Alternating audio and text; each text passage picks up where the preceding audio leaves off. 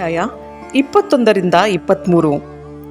ಸತಿಯ ಪ್ರಶ್ನೆಯ ಉತ್ತರವಾಗಿ ಭಗವಾನ್ ಶಿವನಿಂದ ಜ್ಞಾನ ಹಾಗೂ ನವಧಾ ಭಕ್ತಿಯ ಸ್ವರೂಪದ ವಿವೇಚನೆ.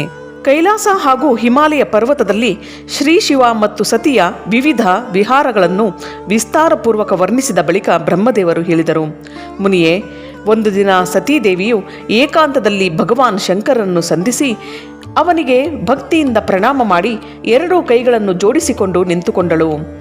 ಪ್ರಭು ಶಂಕರನು ಪೂರ್ಣವಾಗಿ ಪ್ರಸನ್ನನಾಗಿರುವನೆಂದು ತಿಳಿದು ನಮಸ್ಕರಿಸಿ ವಿನೀತ ಭಾವದಿಂದ ನಿಂತಿರುವ ದಕ್ಷಕುಮಾರಿ ಸತಿಯು ಭಕ್ತಿ ಭಾವದಿಂದ ಅಂಜಲಿಬದ್ಧಳಾಗಿ ಇಂತೆಂದಳು. ಸತಿಯು ಹೇಳಿದಳು, ದೇವದೇವ ಮಹಾದೇವನೇ, ಕರುಣಾಸಾಗರ ಪ್ರಭೋ, ದೀನೋದ್ಧಾರಕ ಪರಾಯಣನೇ, ಮಹಾಯೋಗಿಯೇ, ನನ್ನ ಮೇಲೆ ಕೃಪೆ ಮಾಡು. ನೀನು ಪರಮಪುರುಷನಾಗಿದ್ದು ಎಲ್ಲರ ಸ್ವಾಮಿಯಾಗಿರುವೆ. ರಜೋಗುಣ, ಸತ್ವಗುಣ, ತಮೋಗುಣಗಳಿಂದ ಅತೀತನಾಗಿರುವೆ. ನಿರ್ಗುಣನೂ ಸಗುಣನೂ ಆಗಿರುವೆ. ಎಲ್ಲರ ಸಾಕ್ಷಿಯೂ ನಿರ್ವಿಕಾರನೂ ಮಹಾಪ್ರಭುವೂ ಆಗಿರುವೆ. ಹರನೇ, ನಿನ್ನ ಕಾಮಿನಿಯೂ ನಿನ್ನೊಂದಿಗೆ ಸುಂದರ ವಿಹರಿಸುವವಳು, ನಿನ್ನ ಪ್ರಿಯೆಯೂ ಆದ ನಾನು ಧನ್ಯಳು. ಸ್ವಾಮಿಯೇ, ನೀನು ನಿನ್ನ ಭಕ್ತವತ್ಸಲತೆಯಿಂದಲೇ ಪ್ರೇರಿತನಾಗಿ ನನಗೆ ಪತಿಯಾಗಿರುವೆ. ನಾಥ, ನಾನು ಬಹಳ ವರ್ಷಗಳವರೆಗೆ ನಿನ್ನೊಂದಿಗೆ ವಿಹರಿಸಿರುವೆನು. ಮಹೇಶನೇ, ಇದರಿಂದ ನಾನು ಬಹಳ ಸಂತುಷ್ಟಳಾಗಿರುವೆ ಹಾಗೂ ಈಗ ನನ್ನ ಮನಸ್ಸು ಅದರಿಂದ ಹಿಮ್ಮೆಟ್ಟಿರುವುದು. ದೇವೇಶ್ವರ, ಹರನೇ, ಈಗ ನಾನು ಯಾವುದು ನಿರತಿಶಯ ಸುಖವನ್ನು ಕರುಣಿಸುವುದೋ, ಯಾವುದರ ಮೂಲಕ ಜೀವನು ಸಂಸಾರ ದುಃಖದಿಂದ ಆಯಾಸವಿಲ್ಲದೆ ಉದ್ಧಾರನಾಗುವನೋ ಅಂತಹ ಪರಮ ತತ್ವದ ಜ್ಞಾನವನ್ನು ಪಡೆಯಲು ಬಯಸುತ್ತಿರುವೆನು. ಸ್ವಾಮಿ, ಯಾವ ಕರ್ಮದ ಅನುಷ್ಠಾನ ಮಾಡಿ ವಿಷಯೀ ಜೀವನು ಕೂಡ ಪರಮ ಪದವನ್ನು ಪಡೆದುಕೊಳ್ಳುವನೋ ಹಾಗೂ ಸಂಸಾರ ಬಂಧನದಲ್ಲಿ ಬೀಳಲಾರನೋ ಅದನ್ನು ನೀನು ನನ್ನ ಮೇಲೆ ಕೃಪೆ ಮಾಡಿ ತಿಳಿಸಿರಿ. ಬ್ರಹ್ಮದೇವರು ಹೇಳುತ್ತಾರೆ, ಮುನಿಯೇ, ಹೀಗೆ ಆದಿಶಕ್ತಿ ಮಹೇಶ್ವರಿ ಸತಿಯು ಕೇವಲ ಜೀವರ ಉದ್ಧಾರಕ್ಕಾಗಿ ಉತ್ತಮ ಭಕ್ತಿ ಭಾವದೊಂದಿಗೆ ಭಗವಾನ್ ಶಂಕರನಲ್ಲಿ ಪ್ರಶ್ನಿಸಿದಾಗ ಆಕೆಯ ಪ್ರಶ್ನೆಯನ್ನು ಕೇಳಿ ಸ್ವೇಚ್ಛೆಯಿಂದ ಶರೀರವನ್ನು ಧರಿಸುವ ಹಾಗೂ ಯೋಗದ ಮೂಲಕ ಭೋಗದಿಂದ ವಿರಕ್ತ ಚಿತ್ತವುಳ್ಳ ಸ್ವಾಮಿ ಶಿವನು ಅತ್ಯಂತ ಪ್ರಸನ್ನನಾಗಿ ಸತಿಯಲ್ಲಿ ಹೀಗೆ ನುಡಿದನು. ಶಿವನು ಹೇಳುತ್ತಾನೆ, ದೇವಿ ದಕ್ಷನಂದಿನಿಯೇ, ಮಹೇಶ್ವರಿಯೇ, ವಾಸನಾಬದ್ಧ ಜೀವಿಯು ತತ್ಕಾಲದಲ್ಲೇ ಮುಕ್ತನಾಗಬಲ್ಲ ಪರಮತತ್ವವನ್ನು ನಾನು ವರ್ಣಿಸುವೆನು. ಕೇಳು ಪರಮೇಶ್ವರಿಯೇ, ನೀನು ವಿಜ್ಞಾನವನ್ನು ಪರಮತತ್ವವೆಂದು ತಿಳಿ. ವಿಜ್ಞಾನದ ಉದಯವಾಗುತ್ತಲೇ ನಾನು ಬ್ರಹ್ಮನಾಗಿದ್ದೇನೆ ಎಂಬ ನಿಶ್ಚಯವು ದೃಢವಾಗುತ್ತದೆ.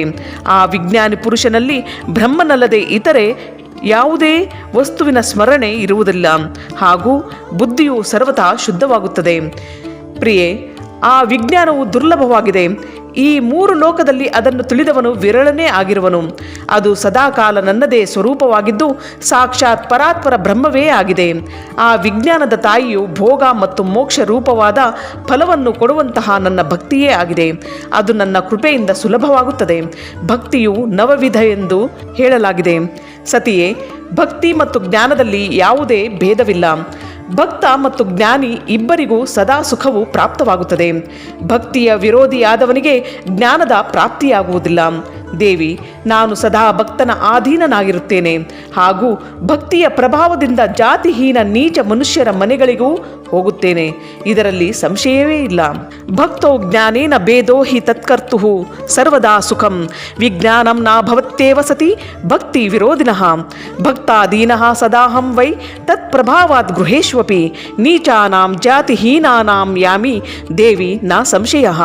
ಸತಿ, ಆ ಭಕ್ತಿಯು ಸಗುಣ ಮತ್ತು ನಿರ್ಗುಣವೆಂಬ ಎರಡು ಪ್ರಕಾರದ್ದಾಗಿದೆ.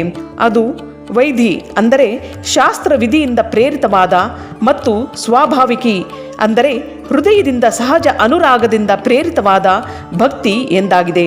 ಅದು ಶ್ರೇಷ್ಠವಾಗಿದ್ದು ಇದರಿಂದ ಬೇರೆಯಾದ ಕಾಮನ ಮೂಲಕ ಭಕ್ತಿಯು ನಿಮ್ನ ಕೋಟಿಯದೆಂದು ತಿಳಿಯಲಾಗಿದೆ.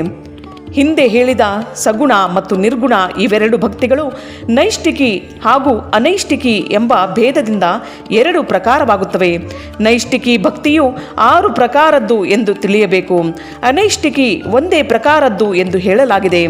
ವಿದ್ವಾಂಸರು ವಿಹಿತ ಮತ್ತು ಅವಿಹಿತ ಮುಂತಾದ ಭೇದಗಳಿಂದ ಅನೇಕ ಪ್ರಕಾರದಿಂದ ತಿಳಿಯುತ್ತಾರೆ. ಈ ದ್ವಿವಿಧ ಭಕ್ತಿಗಳ ಅನೇಕ ಭೇದ ಪ್ರಭೇದವಾಗುವುದರಿಂದ ಇವುಗಳ ತತ್ವವನ್ನು ಬೇರೆಡೆ ವರ್ಣಿತವಾಗಿದೆ.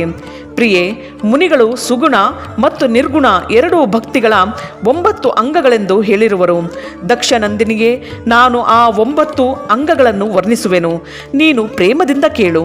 ದೇವಿಯೇ, ಶ್ರವಣ, ಕೀರ್ತನ, ಸ್ಮರಣ, ಸೇವನ, ದಾಸ್ಯ, ಅರ್ಚನ, ಸದಾ ನನ್ನ ವಂದನೆ, ಸಖ್ಯ ಮತ್ತು ಆತ್ಮಸಮರ್ಪಣ, ಹೀಗೆ ವಿದ್ವಾಂಸರು ಭಕ್ತಿಯ 9 ಅಂಗಗಳೆಂದು ಒಪ್ಪಿರುವರು.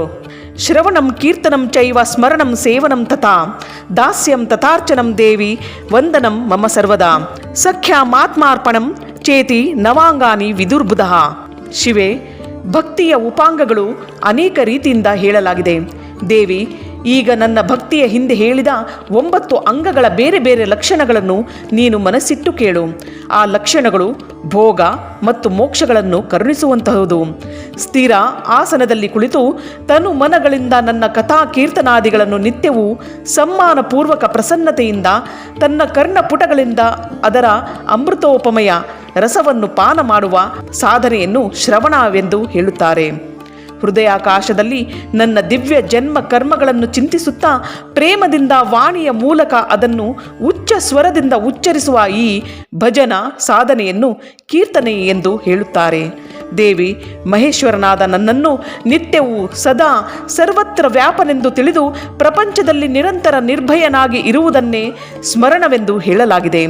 ಅರುಣೋದಯದಿಂದ ಹಿಡಿದು ಎಲ್ಲ ಸಮಯದಲ್ಲಿ ಸೇವ್ಯನ ಅನುಕೂಲತೆಯನ್ನು ಧ್ಯಾನದಲ್ಲಿರಿಸುತ್ತಾ ಹೃದಯ ಮತ್ತು ಇಂದ್ರಿಯಗಳಿಂದ ನಿರಂತರ ಮಾಡಲಾಗುವ ಸೇವೆಯನ್ನೇ ಸೇವನ ಎಂಬ ಭಕ್ತಿಯಾಗಿದೆ. ತನ್ನನ್ನು ಪ್ರಭುವಿನ ಕಿಂಕರನೆಂದು ತಿಳಿದು ಹೃದಯಾಮೃತದ ಭೋಗದಿಂದ ಸದಾ ಸ್ವಾಮಿಯ ಪ್ರಿಯವನ್ನು ಸಂಪಾದಿಸುವುದೇ ದಾಸ್ಯವೆಂದು ಹೇಳಲಾಗಿದೆ. ತನ್ನ ಧನ ವೈಭವಕ್ಕನುಸಾರ ಶಾಸ್ತ್ರೀಯ ವಿಧಿಯಿಂದ ಪರಮಾತ್ಮನಾದ ನನಗೆ ಸದಾಕಾಲ ಪಾದ್ಯಾದಿ 16 ಉಪಚಾರಗಳನ್ನು ಸಮರ್ಪಿಸುವುದನ್ನು ಅರ್ಚನೆ ಎಂದು ಹೇಳುತ್ತಾರೆ. ಮನಸ್ಸಿನಿಂದ ಧ್ಯಾನ ಮತ್ತು ವಾಣಿಯಿಂದ ವಂದನಾತ್ಮಕ ಮಂತ್ರಗಳನ್ನು ಉಚ್ಚರಿಸುತ್ತಾ 8 ಅಂಗಗಳಿಂದ ನೆಲವನ್ನು ಮುಟ್ಟಿ ಇಷ್ಟ ದೇವನಿಗೆ ನಮಸ್ಕಾರ ಮಾಡುವುದನ್ನು ವಂದನೆ ಎಂದು ಹೇಳುವರು. ಈಶ್ವರನು ಮಂಗಳ ಅಥವಾ ಅಮಂಗಳ ಏನನ್ನು ಮಾಡಿದರೂ ಅದೆಲ್ಲವೂ ನನ್ನ ಮಂಗಳಕ್ಕಾಗಿಯೇ ಇದೆ. ಇಂತಹ ದೃಢ ವಿಶ್ವಾಸವಿರಿಸುವುದು ಸಖ್ಯ ಭಕ್ತಿಯ ಲಕ್ಷಣವಾಗಿದೆ.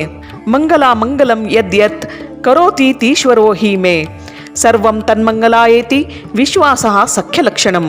ತನ್ನದೆಂದು ಹೇಳಲಾಗುವ ದೇಹಾದಿ ಎಲ್ಲ ವಸ್ತುಗಳನ್ನು ಭಗವಂತನ ಪ್ರಸನ್ನತೆಗಾಗಿ ಅವನಿಗೆ ಸಮರ್ಪಿಸಿ ತನ್ನ ನಿರ್ವಾಹಕ್ಕಾಗಿಯೂ ಏನನ್ನೂ ಉಳಿಸದಿರುವುದು ಅಥವಾ ನಿರ್ವಾಹದ ಚಿಂತೆಯಿಂದಲೂ ರಹಿತನಾಗಿರುವುದೇ ಆತ್ಮಸಮರ್ಪಣ ಎಂದು ಹೇಳಲಾಗಿದೆ. ಇವು ನನ್ನ ಭಕ್ತಿಯ 9 ಅಂಗಗಳಾಗಿವೆ. ಇವು ಭೋಗ ಮತ್ತು ಮೋಕ್ಷಗಳನ್ನು ಕರುಣಿಸುವಂತಹುಗಳು. ಇವುಗಳಿಂದ ಜ್ಞಾನದ ಪ್ರಾಕಟ್ಯವಾಗುತ್ತದೆ ಹಾಗೂ ಇವೆಲ್ಲ ಸಾಧನೆಗಳು ನನಗೆ ಅತ್ಯಂತ ಪ್ರಿಯವಾಗಿವೆ. ಬಿಲ್ವಾದಿ ಸೇವನೆಯೇ ಮುಂತಾದ ನನ್ನ ಭಕ್ತಿಯ ಅನೇಕ ಉಪಾಂಗಗಳನ್ನು ಹೇಳಲಾಗಿದೆ. ಇವುಗಳನ್ನು ವಿಚಾರದಿಂದ ತಿಳಿದುಕೊಳ್ಳಬೇಕು. ಪ್ರಿಯೆ, ಹೀಗೆ ನನ್ನ ಸಾಂಗೋಪಾಂಗ ಭಕ್ತಿಯು ಎಲ್ಲಕ್ಕಿಂತ ಉತ್ತಮವಾಗಿದೆ. ಇದು ಜ್ಞಾನ ವೈರಾಗ್ಯಗಳ ಜನನಿಯಾಗಿದ್ದು ಮುಕ್ತಿಯು ಭಕ್ತಿಯ ದಾಸಿಯಾಗಿರುವಳು. ಇದು ಎಲ್ಲ ಸಾಧನೆಗಳಿಂದ ಸದಾ ಮೇಲ್ಮಟ್ಟದಲ್ಲಿ ವಿರಾಜಿಸುತ್ತಿದೆ. ಇದರಿಂದ ಸಂಪೂರ್ಣ ಕರ್ಮಗಳ ಫಲವು ಪ್ರಾಪ್ತವಾಗುತ್ತದೆ. ಈ ಭಕ್ತಿಯು ನನಗೆ ಸದಾ ನಿನ್ನಂತೆಯೇ ಪ್ರಿಯವಾಗಿದೆ. ಯಾರ ಚಿತ್ತದಲ್ಲಿ ನಿತ್ಯ ನಿರಂತರವೂ ಈ ಭಕ್ತಿಯು ವಾಸಿಸುವಳೋ ಆ ಸಾಧಕನು ನನಗೆ ಅತ್ಯಂತ ಪ್ರಿಯನಾಗಿರುವನು.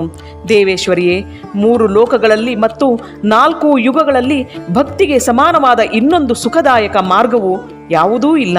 ಕಲಿಯುಗದಲ್ಲಾದರೋ ಇದು ವಿಶೇಷ ಸುಖಪ್ರದವೂ ಸುಲಭವೂ ಆಗಿದೆ. ತ್ರೈಲೋಕ್ಯೆ ಭಕ್ತಿ ಸದೃಶಃ ಪಂಥ ನಾಸ್ತಿ ಸುಖಾವಹಃ ಚತುರ್ಯುಗೇಶು ದೇವೇಶಿ ಕಲೌತು ಸುವಿಶೇಷತಃ. ದೇವಿ, ಕಲಿಯುಗದಲ್ಲಿ ಪ್ರಾಯಶಃ ಜ್ಞಾನ ಮತ್ತು ವೈರಾಗ್ಯಗಳನ್ನು ಇಚ್ಛಿಸುವವರು ಯಾರೂ ಇಲ್ಲ. ಅದಕ್ಕಾಗಿ ಅವೆರಡೂ ವೃದ್ಧ, ಉತ್ಸಾಹ ಶೂನ್ಯ ಹಾಗೂ ಜರ್ಜರಿತವಾಗಿವೆ. ಆದರೆ ಭಕ್ತಿಯು ಕಲಿಯುಗದಲ್ಲಿ ಹಾಗೂ ಇತರ ಎಲ್ಲ ಯುಗಗಳಲ್ಲಿಯೂ ಪ್ರತ್ಯಕ್ಷ ಫಲವನ್ನೀಯುವುದಾಗಿದೆ. ಭಕ್ತಿಯ ಪ್ರಭಾವದಿಂದ ನಾನು ಸದಾ ಭಕ್ತನ ವಶದಲ್ಲಿರುತ್ತೇನೆ, ಇದರಲ್ಲಿ ಸಂಶಯವೇ ಇಲ್ಲ. ಪ್ರಪಂಚದಲ್ಲಿ ಭಕ್ತಿಯುಳ್ಳ ಪುರುಷನಿಗೆ ನಾನು ಸದಾ ಸಹಾಯ ಮಾಡುತ್ತೇನೆ. ಅವನ ಎಲ್ಲ ವಿಘ್ನಗಳನ್ನು ದೂರ ಮಾಡುವೆನು. ಆ ಭಕ್ತನ ಶತ್ರುವು ನನಗೆ ದಂಡನೀಯನಾಗಿರುವನು, ಇದರಲ್ಲಿ ಸಂಶಯವೇ ಇಲ್ಲ. ಯೋ ಭಕ್ತಿಮಾನ್ ಪುಮಾಂ ಲೋಕೆ ಸದಾಹಂ ತತ್ಸಹಾಯ ಕೃತ್ ವಿಘ್ನಹರ್ತ ರಿಪುಸ್ತಸ್ಯ ದಂಡ್ಯೋ ನಾತ್ರ ಚ ಸಂಶಯ. ದೇವಿಯೇ, ನಾನು ನನ್ನ ಭಕ್ತರ ರಕ್ಷಕನಾಗಿರುವೆನು.